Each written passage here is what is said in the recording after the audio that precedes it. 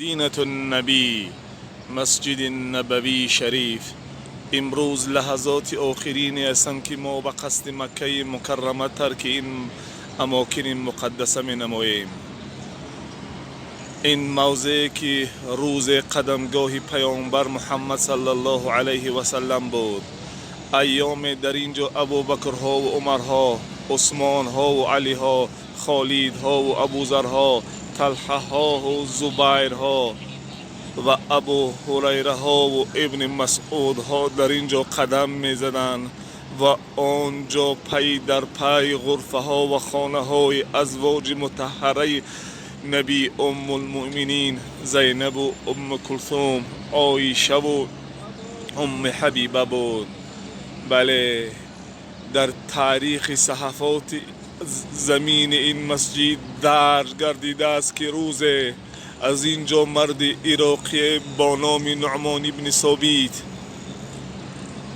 از کوفه عراق به زیارت استاد معنویش از این باب داخل می شد و به نزد استاد معنویش می آمد و او را سلام می داد، در حالی که در آن روزها جعفر صادق آنجا برای دیگران نماز می خواند و اینجا مالک فرزند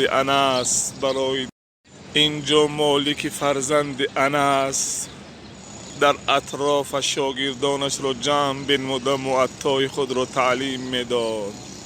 بله، امروز این زمین مسجد نبوی اختیارش را در دست ما گذاشته است. اینجا اکنون قدمگاه های ما گشته است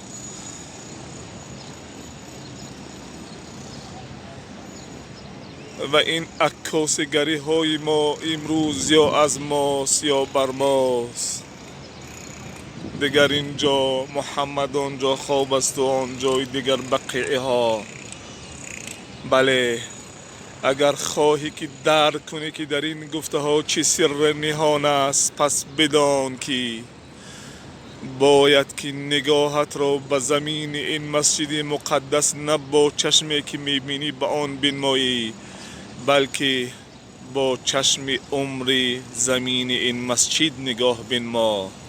خواهی درک بنمود که چه سر است در این گفته ها و در این بودنی ها. برادران عزیز، فراموش نکنید که نوارها رو با برادران خود فرستید. باز در کانال حتما обуна шавед, колокольчика зер кунед, то ки аз наворҳои баъдина бохабар шавед.